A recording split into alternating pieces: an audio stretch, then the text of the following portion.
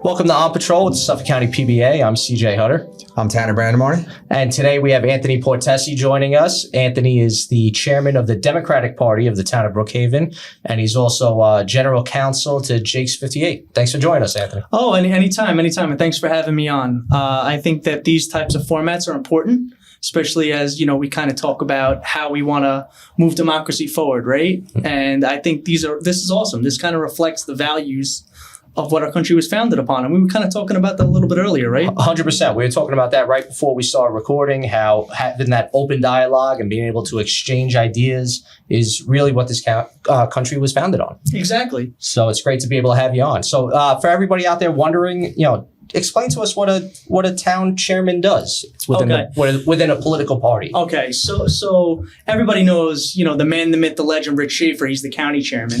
I'm kind of like, I guess you would say, his consigliere, right? So I'm in the town of Brookhaven, and there's 9 other town leaders that are within the 10 towns, and they all are the respective town leaders, right? So our job is we just went through what's called the petitioning process. So ballot access is a thing that people don't talk about, right? It's kind of like the inside baseball political people. You have to qualify your candidates to get on the ballot. So you have to get a certain amount of signatures, 500, 1250 for Congress, etc. So we started that process, and we actually just filed our petitions the other day. We were able to qualify all of our candidates. So what we kind of do is kind of just make sure that we qualify the candidates within each township.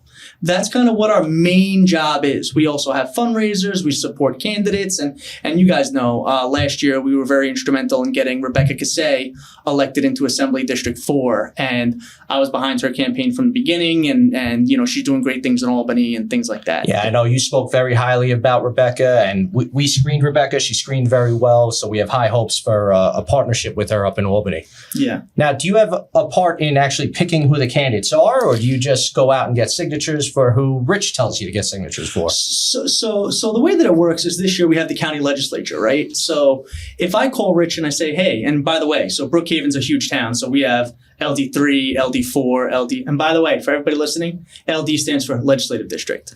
So thank you for informing them on that. Yeah. So we have LD3. It's funny, the little lingo that we use, that we know what it means. Not everybody's going to know. Yeah, it's like code words like we use as cops sometimes. Job jargon, political jargon, it's all part of the same. So give me an example of a cop jargon you guys would use in day to day. 10-4. I mean, everybody knows that one. Okay, yeah. You know what's funny though? Like I'll text 10-4 sometimes, and people will think, well, what's October 4th? Oh my gosh! like they'll misunderstand what I'm actually saying. Not everybody gets it. Yeah, exactly. Yeah. Exactly. So LD3, LD4, LD5, LD6, LD7. We have almost 5 of the 18 seats within our town, right? So if I say, hey, Rich, I have this candidate for LD4, LD5, you might want to screen, right? He'll give him a call. Hey, come in. And Rich is very, he's very friendly like that. He'll take the advice and consent of the town leaders because we know our towns better than he does. Right. He's a Babylon guy. Another example, but we primarily screen like our town candidates. So in Brookhaven, the town elections were in 2023. They're not again until 2027. So anybody out there, if you're looking to run for office under the Democratic banner, get in touch with us, and we're happy to have that conversation early on before 27 hits. So that's kind of what we do. So does Rich usually pick the person at the end of the day, or do you usually pick the person? So the way that it works, again, because it's Suffolk County, so there's a convention where we vote on all of our candidates, right? Brookhaven does one for the Brookhaven candidates. The county does one for the county candidates. But most of the time, we all kind of decide on a candidate, and the candidate decides to run. I think people forget running for political office is not easy. And it's a lot of work. It always seems a lot easier than it actually is. Oh, absolutely. And I think people, they have this romanticized notion of like, I'm going to run for office and I'm going to be president of the United States. Well, there's 78 steps before you get there, right? Right. And so that's kind of how it really works. We all kind of usually decide on a candidate. We usually don't have 50 people wanting to run for things, but if it's a bigger seat like county executive or town supervisor, a lot of times people are interested in those high profile, but council people, very, very few times you're going to have 7 people that want to run for town council. But that's usually a good starting point. Usually smarter people will start at the council position, learn how to work as a councilman, move up the ranks to maybe a supervisor, and then eventually get to county executive. Right. And they're important roles. You have a lot to do with day-to-day operations within the town, but it could be viewed as a stepping stone, I suppose, like any other line of work, right? Like with us, a lot of delegates want to eventually become trustees. Trustees want to eventually become executive board members. Right? I mean, you kind of build off of where you start. Oh, absolutely. And like a good example of that is look at Errol Toulon, right? He was in law enforcement. He's amazing, yeah. Yeah, he was in law enforcement for 30 years. And, the opportunity came to run for sheriff in 2017. And, let's hope that he gets reelected this year. We're all going to be working hard to get him reelected.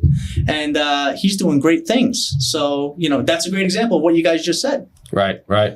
Now, with the committee people, what kind of roles do they do besides going out and getting signatures? Because I know they play a role in the office. I know you rely on them heavily, but what does a committee person do? So realistically, they're an elected official, whether people realize it or not. So, well, they do the whole petition process as well, right? Yes. So we're in our off year right now. So we don't have our petitions for committee until next year in 2026. Okay. So I think the Republicans had theirs this year, but I'm not sure. But the way that it works is you carry a petition just like you would for anybody else, and you got to get 5% of the governor's it's called the Gooby score. So you have to get 5%. So if there's 400 registered Democrats, you got to get 5% of that, which would be 20. Yeah. Yep. So you see, I know third grade math. You're learning math. That's for the election district, though, right? Correct. So like if you're in I'm ED006 in Brookhaven. That's like Port Jeff / Belterre, right? So I had to get, I think it was 28 signatures because there was 486 Democrats or something like that. That's the bare minimum to qualify. So if there's more than 2 people, there's 2 committee slots for each election district. And in Brookhaven, there's 308. So you could theoretically have almost 700 people that are committee members. But if more than 2 people are fighting for one election district, believe it or not, there's a primary. So if 3 people want for 2 spots, there will be, when there's a congressional primary, there'll be a committee slot primary, where your vote in your election district will determine who becomes the committee member. That almost never happens. You'd have to be and I'm a political nerd. You would have to be a next level political nerd for that to happen, but it has happened before. I was just thinking, I don't think I've ever actually seen that on a ballot that I've voted on. Yeah. A lot of times it happens in the smaller townships like Southold, Shelter Island, where there's more people and not as many committee spots because there's not as many elect people that live there year round. So to get back to your original question, committee members, they're really the ambassador for the community, right? So they will knock on doors and they'll say, hey, look, there's an issue of a pothole on such and such street. We should bring that to the attention of local elected officials, right? And then we have our monthly committee meetings. Hey, what's going on in the communities? And everybody will kind of talk about what's been going on. So they help with the brainstorming of how to help the constituents. Oh, absolutely. So potholes, park issues, that sort of thing. It's like, Tip O'Neill used to say, all politics is local, and that's kind of what the committee member slot is. You're an elected official, and they're responsible for basically electing the leadership of the party. So they elect you as the chairman of Brookhaven, correct? Correct. And ordinarily, you decide you're going to run, and then we have our convention. Just like how last year the Democratic and Republican National Conventions nominated their candidates, we had a convention too where people would nominate. On the town level of just Brookhaven, though, right? Correct. So, I usually do it like Rich has his, and then I do mine right after. Okay, so it bounces back and forth. Yeah. So that's kind of how it does, and then then you do the whole formal process, the nominations, that sort of thing. It's actually a fun process for political nerds like me. How does that wind up when it gets a little chaotic, even with primaries and stuff like that? How does that all work out? How important is it for you to have a touch on what's going on with your committee people so that way you get the right person in the right spot to run for office? So a lot of times, more and more the national mood is kind of setting how many people decide to get active and get involved and get engaged, right? So you're seeing that a lot now, right? Over the weekend, there was 2 or 3 protests all over the place. And then people, they come in, they go, hey, I want to get involved. I want to get active. I need something to do, right? They feel they want to get involved. So a lot of times that's kind of what drives, lately what I'm seeing is what's driving people to get involved. Okay. So I'm glad you brought up like the national, kind of feel of what gets people motivated to come out. So especially with our membership, a lot of what's gone on recently in the last decade or two, cops have been painted in a negative light, often by some Democratic politicians. Mm-hmm. Where do you see the Democratic Party going forward? Because if you go back 40, 50 years, the day of the JFK Democrats, it was the working class party. It wasn't all this, hoopla about, protecting inmates and such. Yeah. So how do you view the Democratic Party going forward? So something I've been talking about in my Democratic Party circles is I say the party is kind of somewhere between survival and revival, right? Mm-hmm. So I think having those hard conversations about you can be pro-police and pro-police accountability. The two concepts are not mutually exclusive, right? Mm-hmm. One of the things that frustrates me about your profession is that people villainize the entire profession, right? So you have a doctor who loses a scalpel and they get sued for malpractice, right?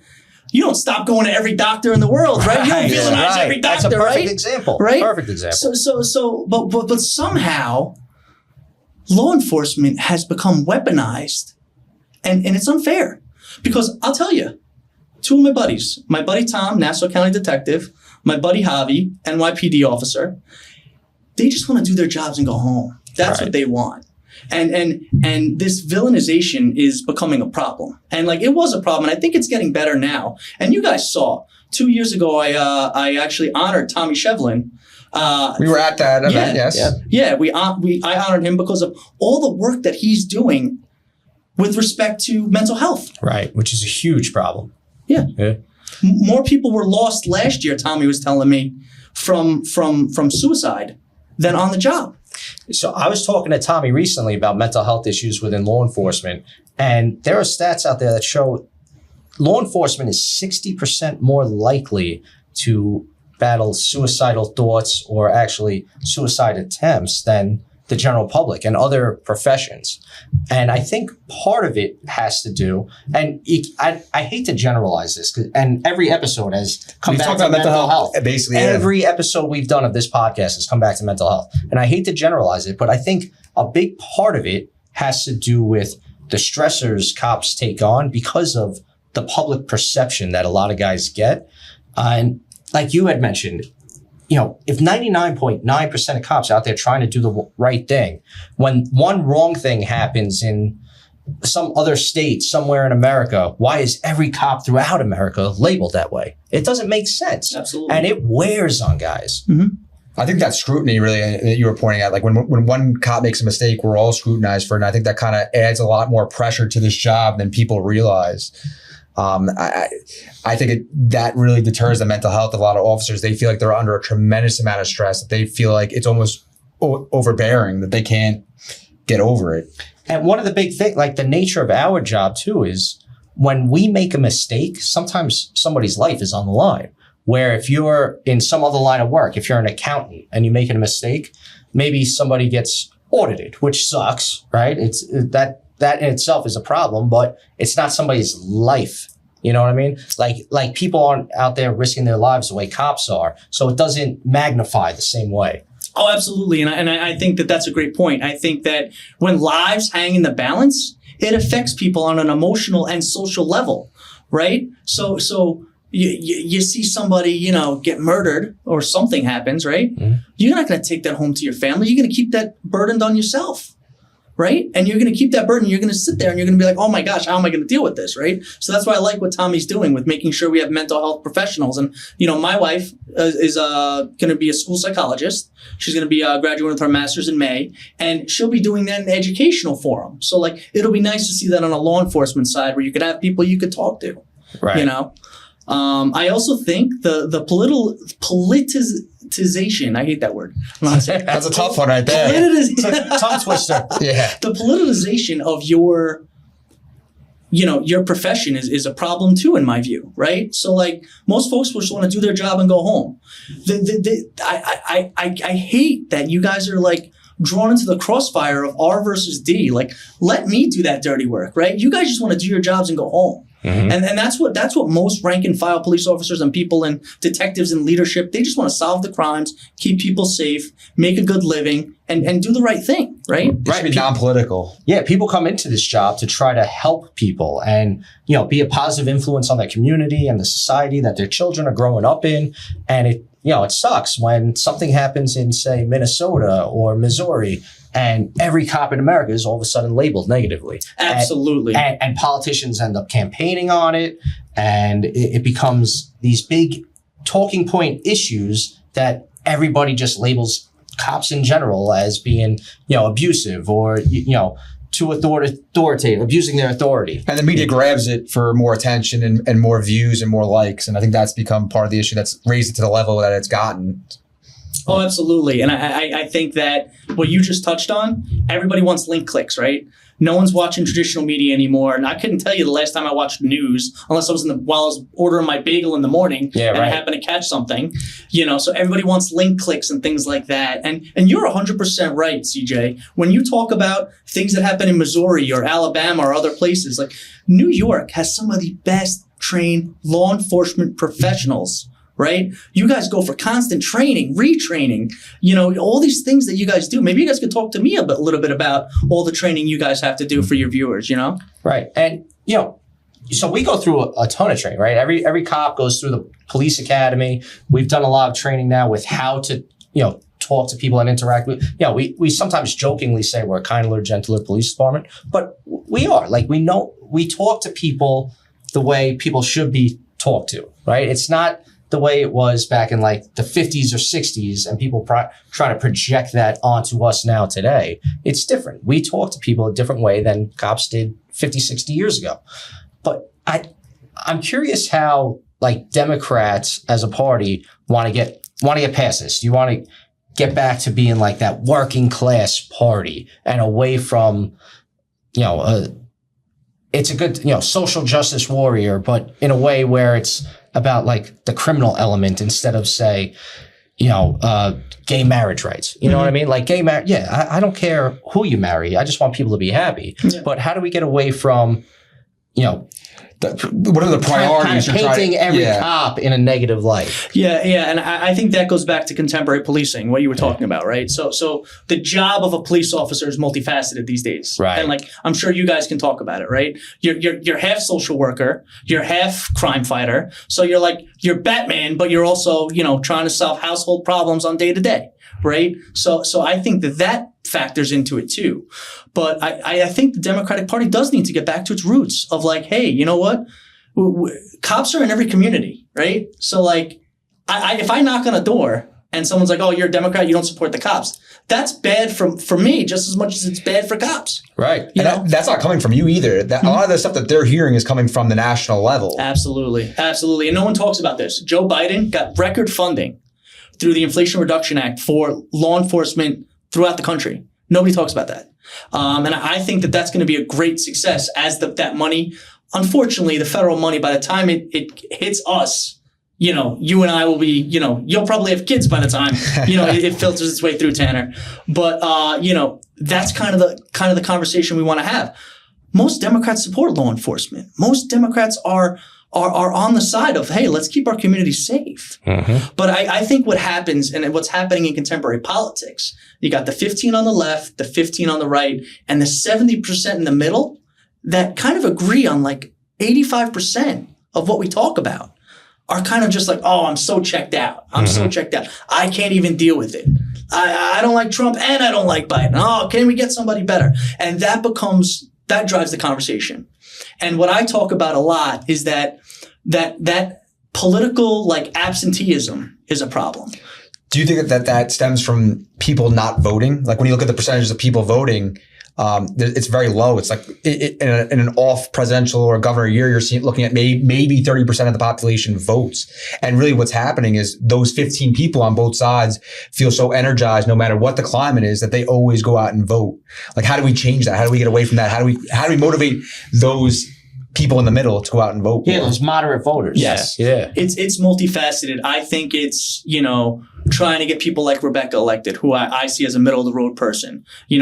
Getting candidates that reflect the vast diversity of opinion that we have across Suffolk County, across Nassau County, across New York State.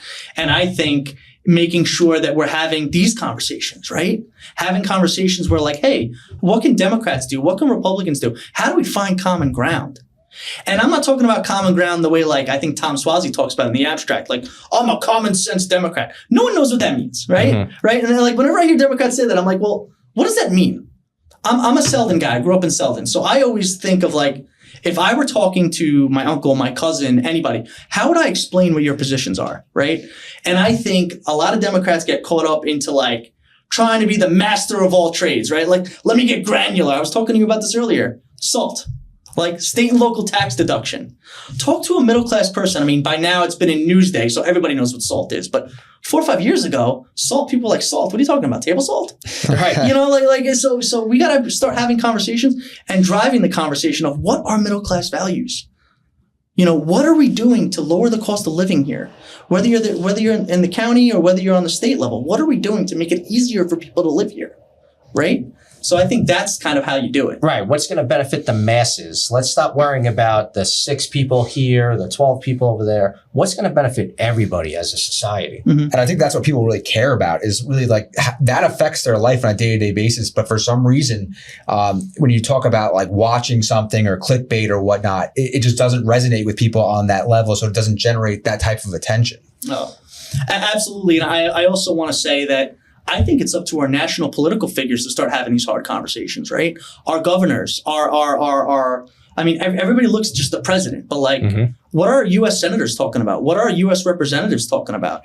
Governor Hochul right now is talking about finally making some changes to these discovery reforms. And I'm a lawyer.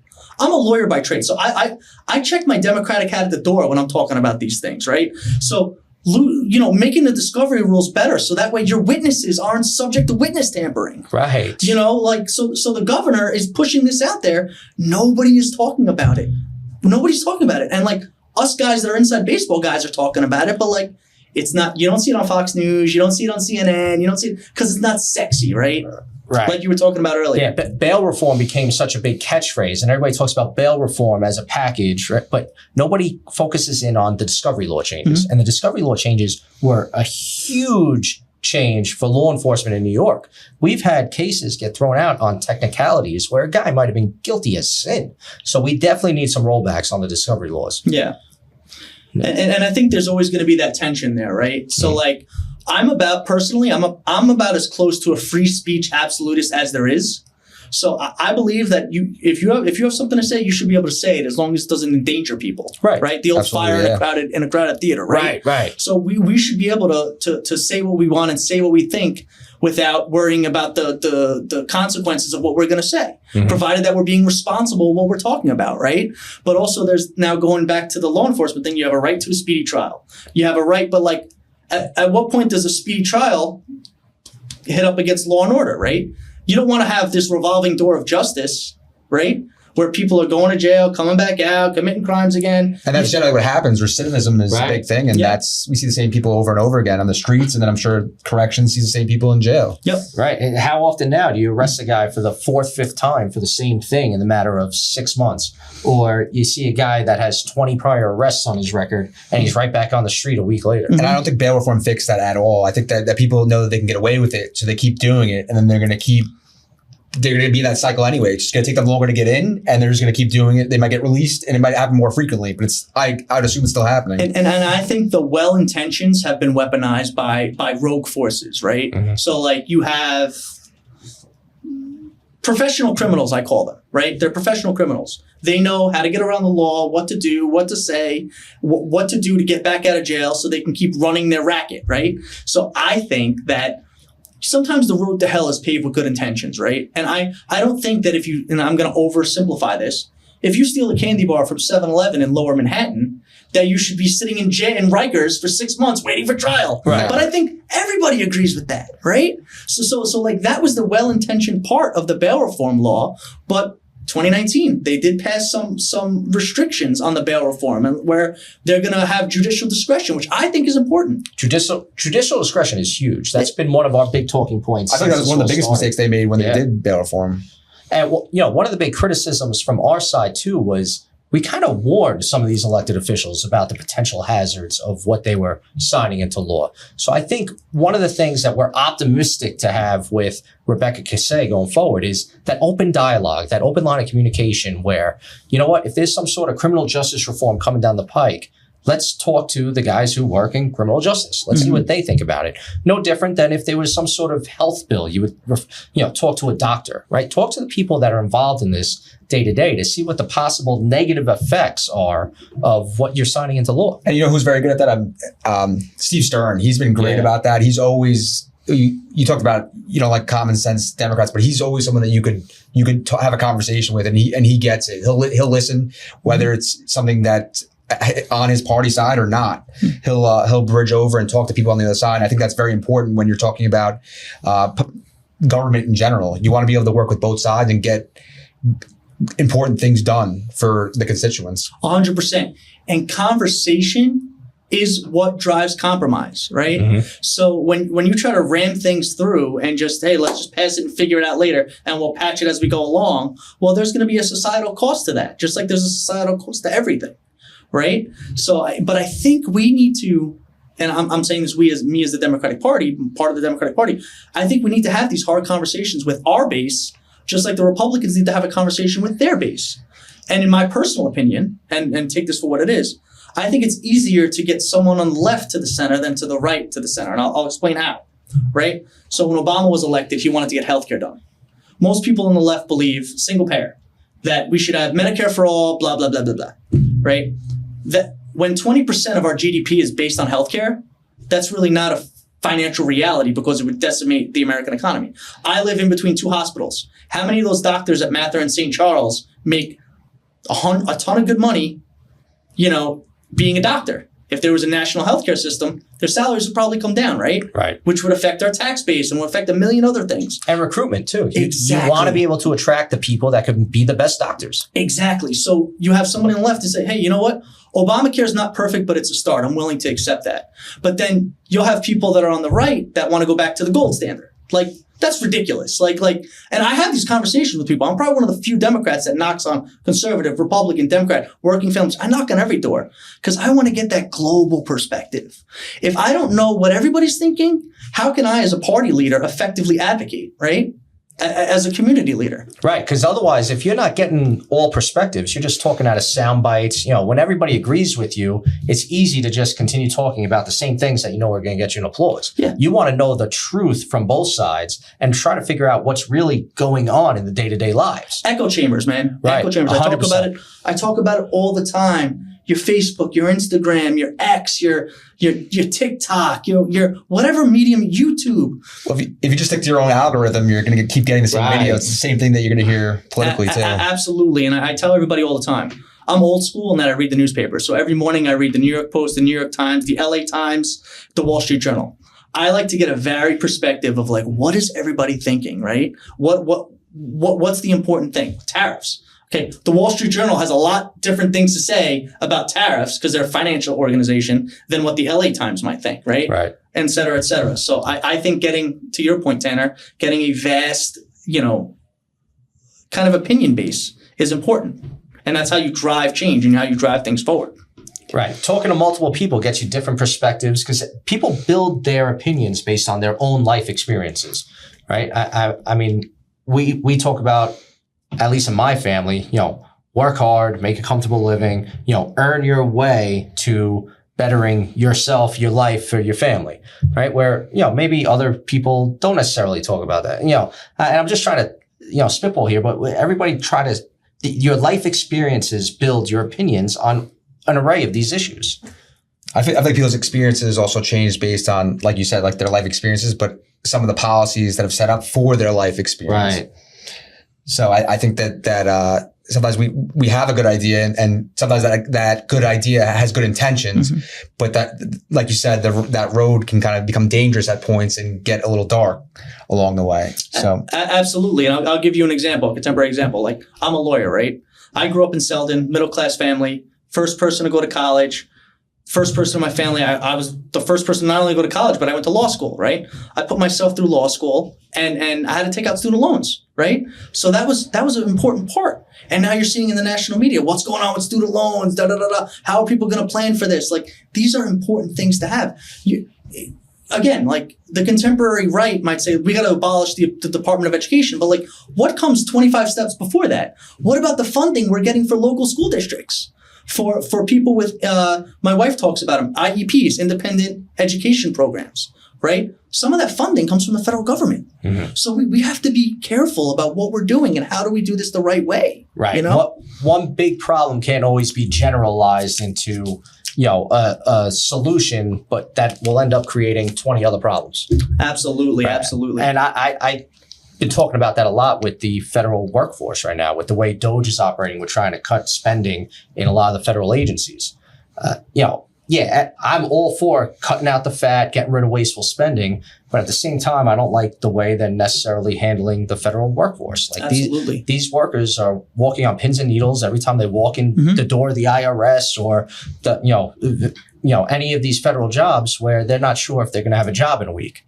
And I think a little more transparency, or even just operating differently, maybe focusing more on attrition or some other avenues rather than telling somebody who's been at their job at the IRS for 10 years, you got to go start a client somewhere else. Yep, absolutely. And I'll give you a contemporary example. My cousin Rob, U.S. Army veteran. Now he was a local 3 electrician. Inflation Reduction Act came, executive order, canceled all the funding. So he was off his job site, paying his union dues. He just took a job at Hofstra, being the electrician for Hofstra University, because he didn't want to take a chance that if he took a job at Brookhaven National Lab, what would happen 2 weeks from now? Right. Is he going to get cut? So these are the conversations you want to have. Middle-class families, like, the road to prosperity is through good jobs, safe streets, and compassion, right? Those are kind of like the 3 things. I think that's what the majority of people believe in too, really. That's important to them. And, I bring up the IRS as an example because there's a lot of people in Suffolk County, town of Brookhaven, that work at the IRS right in Holtzville. They're a huge employer of middle-class families right here in the town of Brookhaven. So I think seeing the way they're all worried about their jobs and futures, I think there's plenty of wasteful spending you could cut without, negatively affecting working-class Americans. Absolutely. Stony Brook University gets a ton of funding from the Federal Reserve. They are the federal government. They get a ton of money. They're a research university, right? So cutting the funding is going to affect Stony Brook. That's right in our backyard. That's my alma mater. That's where I went for undergrad. So you're right. You want the best of the best going to Stony Brook. It's only better for Long Island. It's only better for Suffolk County. Yeah. Right. Yeah. And it'd be great to see Stony Brook continue to thrive and build up. Because if you look at Stony Brook today versus Stony Brook 20 years ago when I was graduating high school, it looks like a completely different campus. Yep. They've built up so much. You want to see that continue to thrive. I would hate to see all of a sudden funding start to get cut. Exactly. And Stony Brook is an economic engine in and of itself, right? It's an incubator for all of these folks that are, maybe they've never been to Long Island. You know what? I like Long Island. Maybe I'll start a family here. That's what we want. Especially as the boomers start aging out. You got to have people to sell a house to. And I know housing prices are crazy right now, but eventually it's gonna correct itself. And as the boomers age out, we got to sell those houses. We got to replace the tax base. We got to create jobs, Right. So, speaking of taxes too, you have a role at Jake's 58. Yeah. Tell us how that kind of works. Like, how does the funding come back to the people? So Suffolk OTB is a public benefit corporation, just like New York City Health and Hospital Corporation. And the way that works is we take in, we're governed, but we're a VLT facility, video lottery terminal facility. So what we do is we take in the money that we take in, anything that's left over after we pay our expenses goes to the county. And I think we're going to give, and don't quote me on this, I'd have to check the numbers, but we're giving millions of dollars, like $25 to $30 million, I believe. Does that get prioritized to be used in Suffolk County by the state or no? So we basically write the check to the county. It goes to the treasurer, Kennedy, and then, it goes into the fund, and the legislators vote on how it gets spent. And that's realistically, I think it's closer to 20 million is what we're giving to the county. But all that money that comes in is going to help us. It helps us keep our parks open. It helps pay you guys. It helps pay everybody. So when I talk about the value of a public benefit corporation, we're doing a $200 million expansion right now.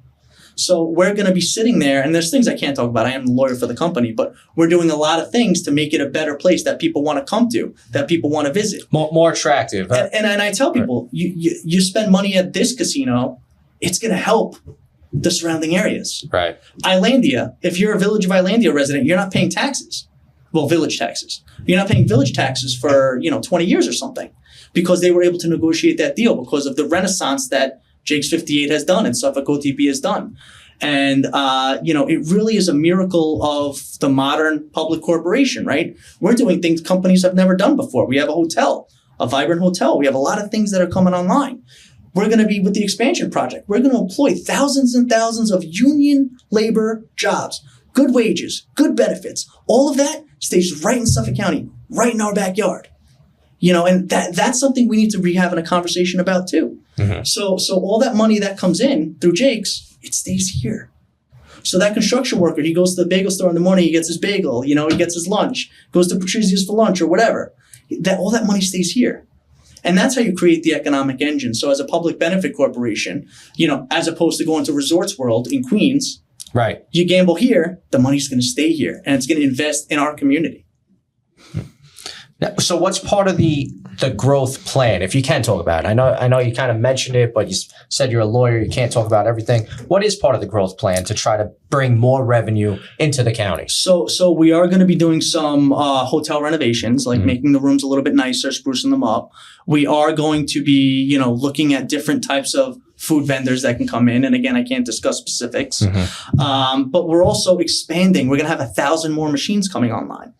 Right. So when we open up the back part of the building, we're going to have all new machines, all new places for people to gamble. If you've ever driven by on the weekend, it is packed. It's pandemonium. People are fighting for parking spaces left, right, and center because of what we've created. We've created an entertainment facility that's right in our backyard. So what we're going to be doing is a lot of new and innovative things that as the casino opens up, you'll see it, and it's going to be fun. It's going to be a lot of fun. How long is this supposed to take? And is it going to kind of slow down the casino, or is it going to keep it fully open? How's that going to work? No. We're gonna keep cranking along. I don't really know how long it's going to take. I mean, construction's construction. I'm not a construction guy. Yep. I'm a lawyer. I review the contracts, that sort of thing. But when it is done, I think it's going to be slated to be done for either 2026 or 2027. It's going to be an exciting and a cool place to be. Nice. And we got a lot of good things coming up on the horizon. So Now, out of that 8% of money that goes back to the public, is that including casino and hotel? So more rooms means more money coming back to the county, or is it more of just the video gaming money? It's pretty much the VLT money. So that's kind of the VLT money that comes in. Mm-hmm. It's based off of that. But also keep in mind, there'll be more of that because of more rooms. Correct. Right. And then the other element of it is when people are staying in our hotels, we pay the hotel residency tax. We pay a lot of these taxes that then get remitted to Suffolk County, which then they use to run their operation, their DPWs, that sort of thing. So it's it really is a miracle of the modern, public-private public benefit corporation, in that we can provide a public good and a public service, right? And we also do a lot of charity giving too. Give a lot of money to a lot of different organizations. Oh, what kind of charity work? So I think we did one for problem gambling, obviously. We've done autism awareness, which March was autism awareness. We've done Toys for Tots, where we donate, money for Toys for Tots, where they can we write them a check and then they buy the toys and, because distribute them to the kids. Yeah, because a lot of things, a lot of times Toys for Tots, you bring an unwrapped toy, but now you got to figure out that toy, who do we give it to, and what do the kids want, and right, what's age appropriate for who, and that becomes a logistics nightmare in and of itself. So sometimes it's just easier for them to get a check, they get some gift cards, and then they give it out, and the kids can go buy what they want at Target or Walmart or whatever.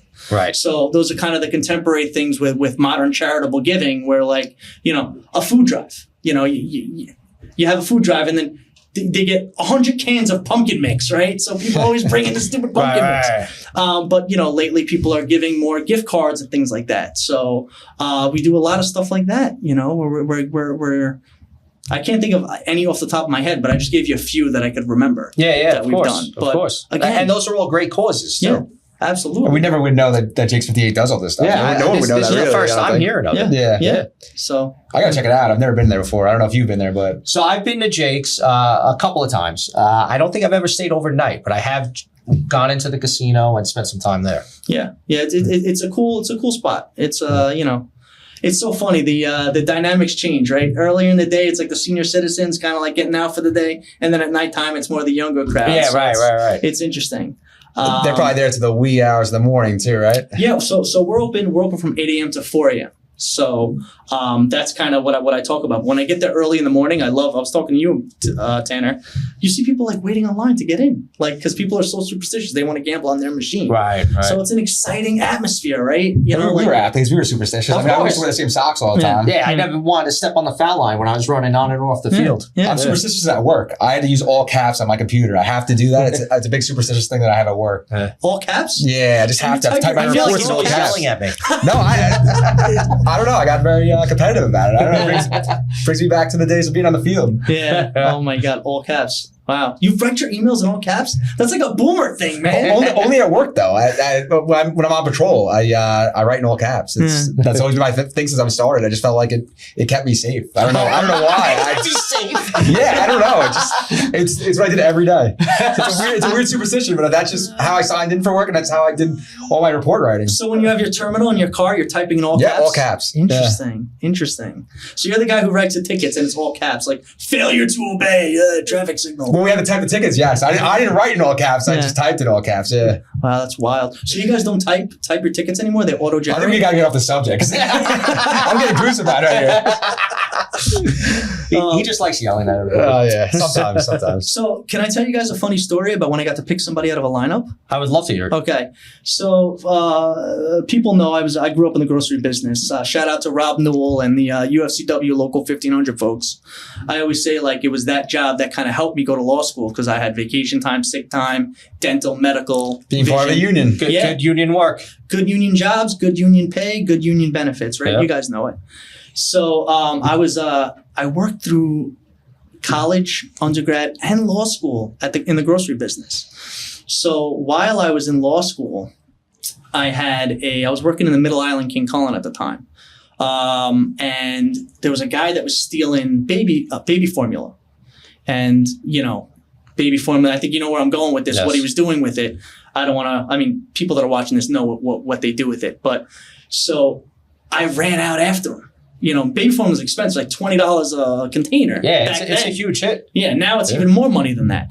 So I run out after the guy and, I was like, gray Mustang, CZW, blah, blah, blah. I write on my notepad or whatever. I call the cops. I go, yeah, the guy, this is what he looked like, da-da-da-da-da. And I think nothing of it, right? So, I signed the witness statement, whatever, and I think nothing of it. Like 4 months later, a detective comes in and goes, are you Anthony Portesy? I go, yeah, who's asking? And he goes, remember a couple months ago you had seen that guy that stole the baby formula. We actually were able to track him to like 8 other burglaries in the past, 6 months or whatever. So I go, okay, awesome. He goes, we want you to pick him out of a lineup. I go, what? I go, what?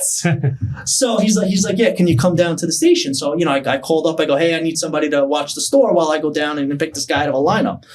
So I go there. And I go, I guess, I don't know what it is behind the police station. Like, I guess where booking is. Is that what it is? Yeah, so there's like an intake area. So I sit in a chair and there was like a shackle on the bottom of the thing. And I'm like, where am I? Like, I'm like a, law-abiding citizen. I've never seen this before. So the officer comes back in and he goes, okay, Anthony, you're going to pick the guy out of a lineup. I'm like, he's not coming in here, is he? He goes, no, we got him. You're just going to like look and see. And, and then I get all tense. And I'm all nervous and stuff. And then I'm like, it's number 3. And he's like, are you sure? I go, It's number 3. He goes, okay, that's it. And it was like, I thought it was going to be like a whole thing. Like there was going to be like a mini trial or whatever. And like, it was interesting. It's it was very like, simple. Yeah, it was interesting. And then like, I signed like the supporting affidavit or whatever it was called. And then they actually ended up putting that guy away. Yeah. So, it's a story that I tell sometimes about like, wow, I got to be part of like an active investigation. That guy's listening, man. He might come to my house later, but Number 3, don't come to his house. Sounds like some great investigatory work by Suffolk's finest. Yeah, absolutely, absolutely. And that's the other thing that you folks don't get enough credit for. This is a big island, right? This is a big island. So when I was working on a Congressional District 1 campaign in 2018, we had to go from Shelter Island to Patchogue. That was when CD1 included part of Patchogue, which now I think it's Garbarino's district in CD2. And it took us to go from Port Jeff out to Shelter Island and back. You're talking about over 3 hours just of driving, let alone being at the thing and taking the ferry to Shelter Island and taking the ferry back. It is a big, big, big county. And like, some congressional districts are like 3 subway stops in the city, right? Right. Like Hakeem Jeffries, I think is like 4 subway stops. And, Nick LaLorda and Garbarino, they have like vast amounts of land area. And where am I going with that? How am I relating that to law enforcement, right? Someone knocks over a gas station. If they get a head start, it's tough to find these guys. And you guys end up getting them, 8 times out of 10. Like your crime statistics are great. And you guys are one of the few professions where you guys actually have crime statistics that you look at and you post them online. Like, look at the success. Look at what we're doing. Right. If every lawyer had to post how many cases they won, there'd be a lot less lawyers. I promise you that.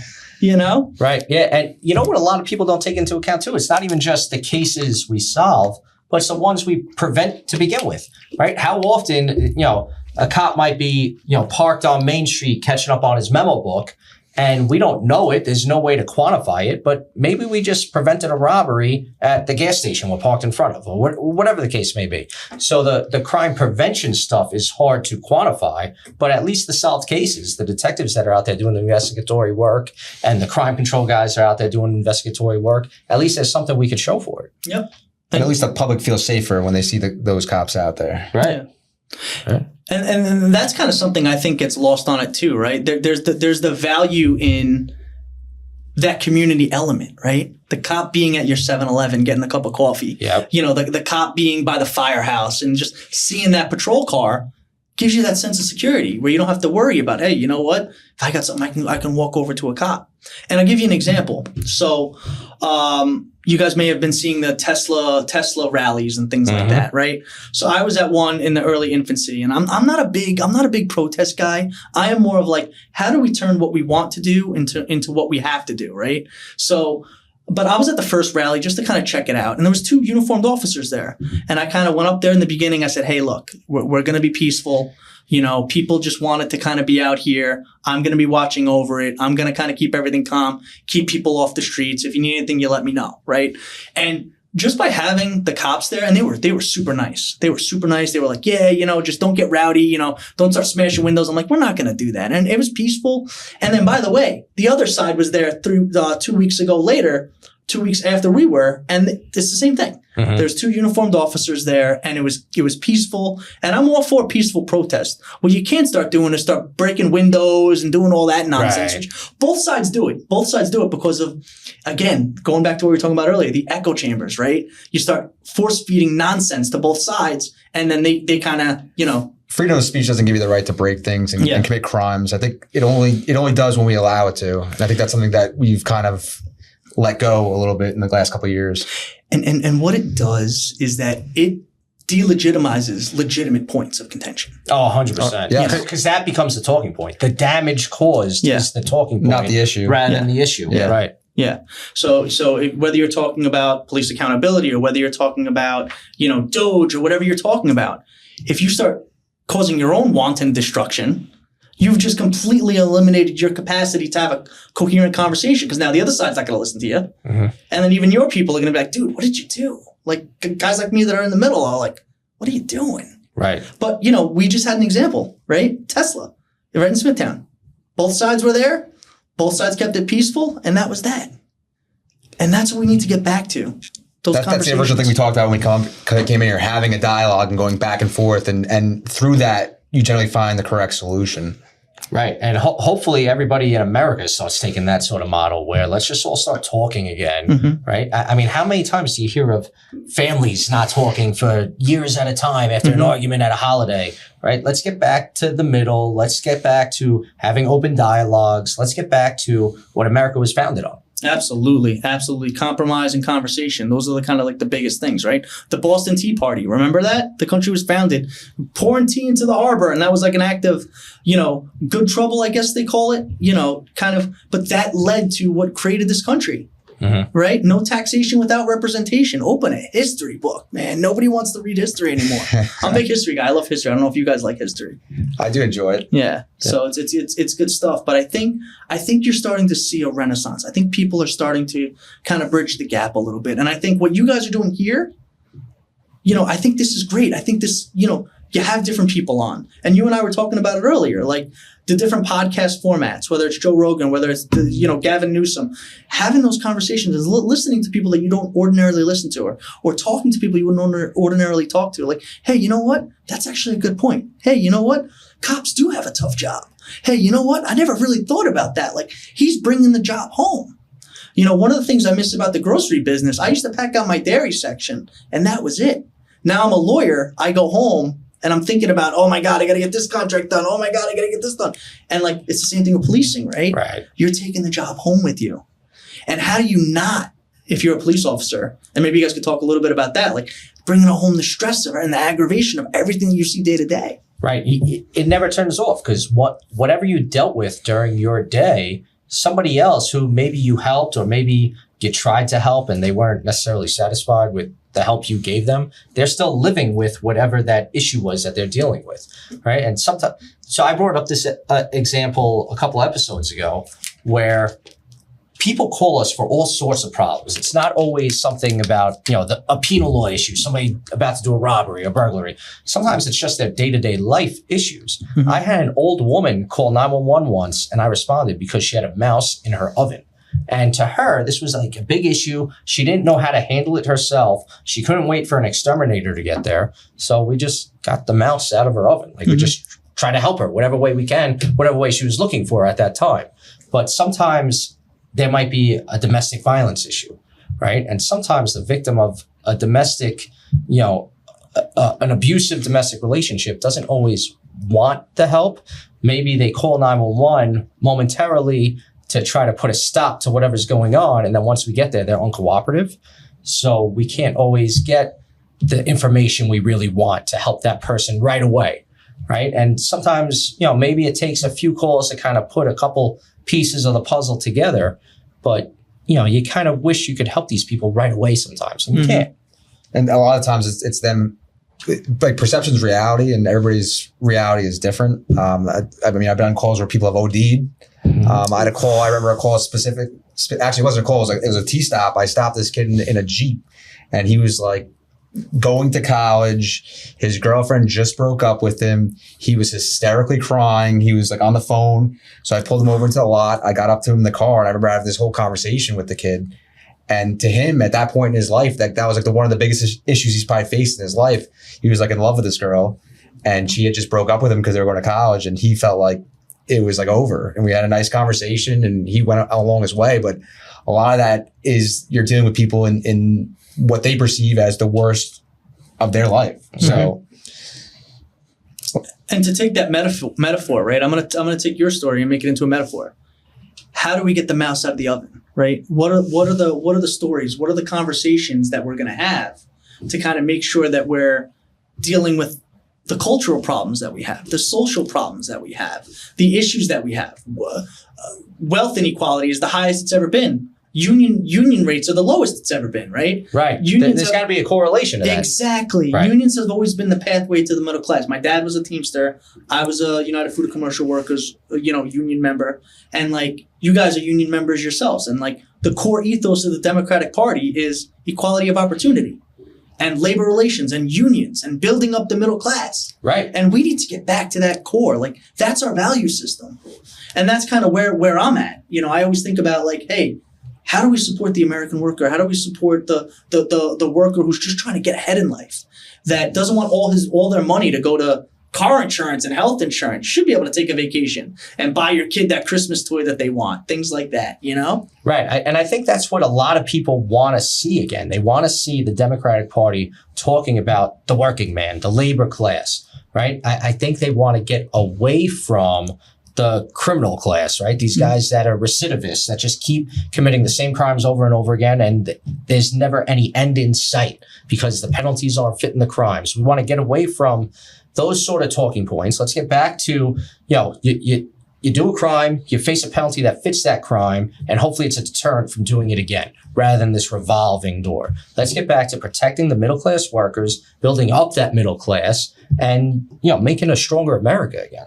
And that's kind of what Errol's been doing, right? So like the way Errol's been great, by the way. He's brought a lot of programs to Suffolk County that have been very successful. Absolutely. And one of the things that he talked about at an event a couple months back was he was talking about how he's been able to reduce recidivism by, hey, they're getting out of jail in 6 weeks. Okay, what's your plan on working? Where are you going to work? Do you have a job lined up yet? Okay, let's get you some counselors. Let's try to get you set up so that way when you get out, you're not like, oh my gosh, I have to eat now. How am I going to eat? Oh wait, let me just go rob this person, right? Right. So like, let's get them in a job. Let's get them in an opportunity, right? Let's create something that they can have. Set them up for success. Exactly. Right. Reintroduce them to the workforce. Exactly. Be able to provide for yourself legitimately. Exactly. And probation really follows them and hopes that they follow through on that plan. Right. And I'm glad you brought up probation. Probation officers are one of the unsung heroes in this county too. Absolutely. They get very little credit for the work they do to help these people stay, on the straight and narrow, live that life that is a positive contribution to society, and try to really rehabilitate themselves. Are the probation officers in AME, or they're in your bargaining unit? So probation is their own union. Okay. But they are affiliate members of ours. Okay. We do a lot of work together. Okay. Yeah. So are they governed by your guys' contract, or how does that work? No, they have their own they have their CBA. own contract. Matthew Okay. Porter's the president of their union. They have their own union, but they are affiliate members of us. A lot of the law enforcement unions do a lot of work together. Yeah. Like Lou Viscusi, I saw him a couple weeks ago, and he's correction officers, right? Yes. Corrections Officers Union. Yep. Tommy Bavona with the deputy sheriffs. Yeah. Yep. Yeah. Does a hell of a job. They all do a hell of a job. Yep. But yeah, no, it's you're 100% right? How do we create opportunity for everybody? And I think this country is a country of second chances. Right? How many business owners failed the first couple of times that they tried?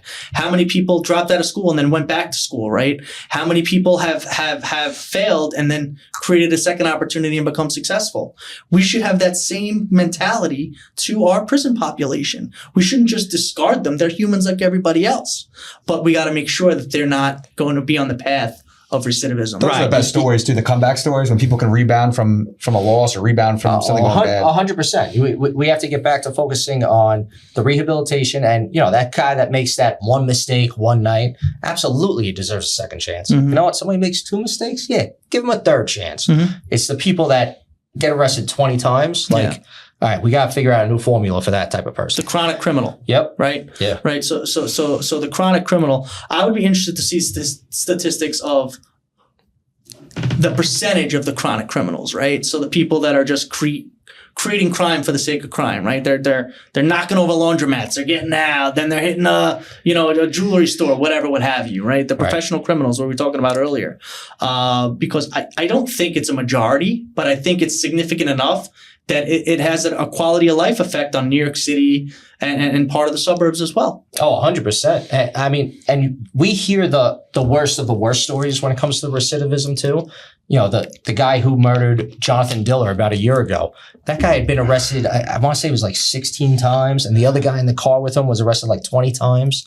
The recidivism, these are people that they've proven they're not going to change their ways. Yeah. You've been arrested 16 times. You're not changing your ways. There's got to be a different avenue, a different form of punishment. There's got to be something different. Especially if you have a gun or it's a dangerous crime that you're committing. Right. After doing it, I mean, at some point, it's enough. Violent crime is a class in and of its own, right? So you're talking about there's a vast difference between, and you guys can appreciate this, right? somebody who steals a loaf of bread and somebody that's stealing baby formula, someone that steals a loaf of bread and someone that's stabbing someone, murdering someone, Right. Committing these atrocities that we don't want to see in our streets. Right. And part of that is addressed in the penal law. We have different levels of felonies. Correct. Right. We Correct. have a class A felony, class B felony. Mhm. Right. Misdemeanor. Right. Misdemeanors. Violations, which are even lower than misdemeanors. Yep. So part of that is addressed in the penal Correct. law too. Correct. So we got to figure out the right penalties for the right crimes to make sure they're a true deterrent for being a recidivist. And really, judicial discretion would really help because the judge can really weigh the propensity to crime to Right, the and actual the- crime and the that's being committed. dangerousness. Yes, Yeah. right now. So So this would be a good time to dovetail into capital punishment, right? So like the death penalty. Now, I'm probably to the left of you guys on this, and I don't believe in the death penalty, but I think if you're a terrorist, death penalty should be on the table. I think if you commit mass atrocities where you're killing thousands of people, the death penalty should be on the table because you have not just hurt the life of one person, you've hurt the lives of thousands and thousands of people. But when it comes to, capital punishment, I think it's so dangerous and it's so scary that I would hate to think, do you ever see the movie Life of David Gale? I have not seen No, that. I've not seen So it either. The Life of David Gale, check it out. So it's a movie that came around in the late 90s and it's about capital punishment. And the guy was, the professor had an affair with one of his students. She accused him of rape or something like that. And then he commits another crime and basically he's on death row. Right. And then I don't want to ruin the whole story, but the moral of the story was that he didn't really commit the crimes that he did. And they were able to prove it at the end after he had already been executed. it's like the Shawshank Redemption. So it's like, Very similar. Yeah. Very, very similar. That's a great movie. I've seen Yeah. it. Yes. Shawshank Redemption is great. Yeah. I love that at the end. And again, a rogue prison warden, right? So he was a bad guy. Do we chastise? Do we paint everybody with the same brush? Right. Every prison warden? Come Right. on. No, this is a movie. This is make believe. Exactly. So I'm just curious as to what your guys' position is with respect to capital punishment. Do you think it should be on the table? I think capital punishment should be on the table. For all violent crimes. Not all violent crimes, right? It's just like we were just talking about. There's different levels of crimes, right? So if you're a murder one, right? If this is a premeditated, planned out thing, if you're a terrorist, if you're a cop murderer, I think you should be subject to capital punishment. Agreed. if you're going to murder a cop, you have just disregard. You have no disregard for the law at all. You don't care what the law is, and you're extremely dangerous. I don't know how you can give somebody a pass for doing that, even over a certain amount of time. You're just right. Well, let's and not just what you did to the cop, but what you're doing to the family of the cop. Absolutely. And every 2 years, these guys go back for another parole hearing. They go back for another parole hearing. So every 2 years, you're putting the family through these parole hearings. Yep. And they have to relive the worst day of their lives. The day that their son was murdered, their father, their brother, their husband. Absolutely. And then let's be clear. It's more than murder. It's an assassination, right? 100%. Because they're being killed because they're wearing the badge. Just like JFK was killed because he was the president of the United States. Right. 100%. Abraham Lincoln was killed because he was the president, right? It's an assassination. That's what it is. So let me clarify. I guess terrorism and cop killing. You should face capital punishment for that, yep. right? So it's crazy. It is. I didn't even know that statistic. Yeah, and so we got to get back to a society where we're protecting the victims again, right? Not always protecting the perpetrators, making sure they have the right to a speedy trial, right? You brought it up before, right? We don't want to just always protect the guys that are really the bad guys. We got to make sure we protect the victims and we don't re-victimize these people over and over again. Absolutely, and that's why I think I'm hoping that Hochul's discovery changes go through, because I think it will A, protect the speedy trial, while B, protecting police investigations and protecting the witnesses to make sure that there's no witness tampering. What I want to testify, if I know that the other side is going to get my home address. I know, it's crazy. It's crazy. Yeah, there's no why would you want to give up your own personal information to try to do the right thing? At that point, you're like, I'll just stay out of it completely because I don't have to put my own family at risk. Right. If you want to do the right thing, you want to at least feel protected while you're doing the right thing. Exactly. You don't want to feel like you're going to be just served up on a platter to the bad guy that wants to get rid of the witness. Exactly. Going back to when I picked the guy out of the lineup, I was safe behind the glass. I didn't have to worry about the guy coming to shake me, Right.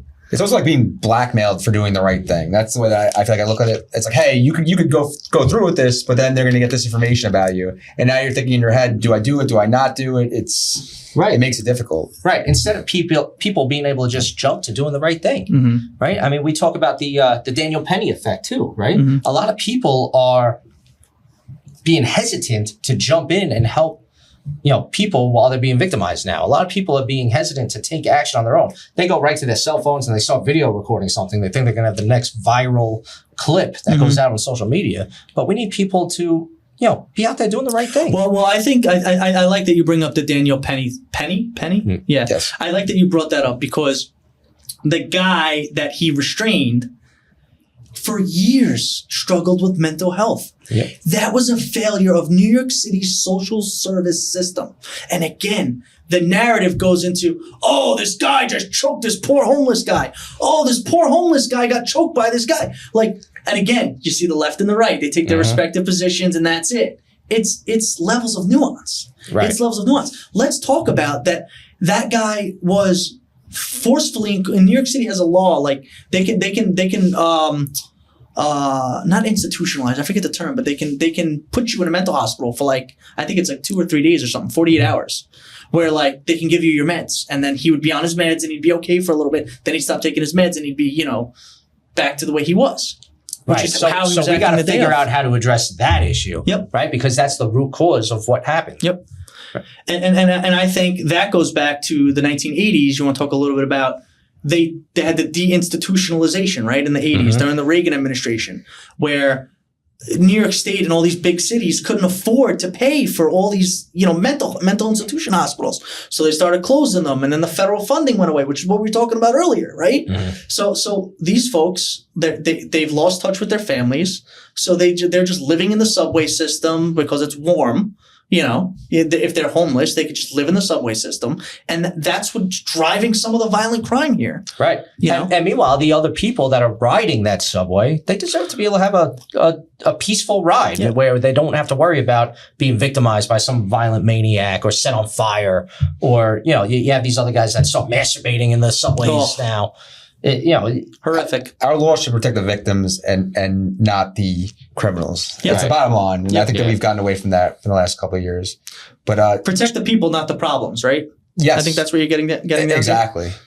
But I know we've been talking for a while. I think we covered a number of great topics, and I always enjoy talking to you, Anthony. I think you're very open-minded about a lot of things. Of course. And I think as we close this episode, what's your message to our viewers on what the state of the Democratic Party is in the town of Brookhaven as you're the chair over there, and what you see going forward for your party? So let me just say one thing. One of the biggest frustrations that I have as a card-carrying Democrat is that we get chastised as being leftist, socialist, communist, de Blasio, Democrat, whatever. But I believe, and most Democrats believe, not, like I was saying earlier, equality of outcome, where whether you're a garbage man or a doctor, you get paid the same, but equality of opportunity, right? And what I do is I try to find candidates and people who carry that core ethos, that what are we doing to raise union jobs? What are we doing to create opportunity for people? And that's kind of in on the townwide level. That's what I want to see people running for town council. They're hey, what can we do on the townwide level to reduce homelessness, which will reduce crime, which makes your guys' jobs easier, right? But we're not all leftist, socialist, and there's nothing wrong with the political left. I think that they have a lot of great views. I think a lot of the stuff is what we were talking about earlier, aspirational, right? I think aspirations are good, but I think you got to delve in some area of reality. And Brookhaven is a center-right town. So I always tell our candidates, be cognizant of not just what your personal convictions are, but what are the convictions of your constituency? Remember, elected officials are not beholden to the Democrats or the Republicans. They're beholden to the constituency that elected them. And at their core, that's really what it's about. Your community, right? So whether you're in the assembly or you're in the state senate or you're a congressman, one of my frustrations with Nick LaLota, I know you guys love that guy. He should be in the community more. He should be around. Lee Zeldin, you could fill a warehouse with how differently we saw the world, but he was always around. He was in the bagel store in Shirley. He was always at your guys' events. He would go to the Martin Luther King thing. I saw him at the breakfast a couple of years back. He was out there. He was talking to people. And I think our elected officials should get back to that. But if you're asking me what the core value of a Brookhaven Democrat is that safe schools, safe communities, the same things that we all want. We want to make sure that we don't just have, talking points that get, messed up and done the wrong way, but we want nice parks. We want all the things that create the suburban way of life while we work so hard to live here, We appreciate that. We appreciate you coming onto the show. And if anybody wants to reach out to you or wants to get involved, how would they do that? Do you have Instagram, social media? Yeah, so you can follow us at Instagram.com/Brookhaven Democrats or Brookhaven Dems, Facebook.com/Brookhaven Dems, and btdc.hq@gmail.com. If you send an email to there, our people will make sure that we get back, say, hey, I want to get active, I want to get involved. I like what you talked about, and let's make a better future for everybody. Awesome. Yeah, that's great, Anthony. Thanks a lot, man. Thanks we appreciate you coming Thanks on. for joining us. And hopefully it keeps everybody open-minded going forward. Thanks again, guys. Yeah, Love thanks, what you're doing. Anthony.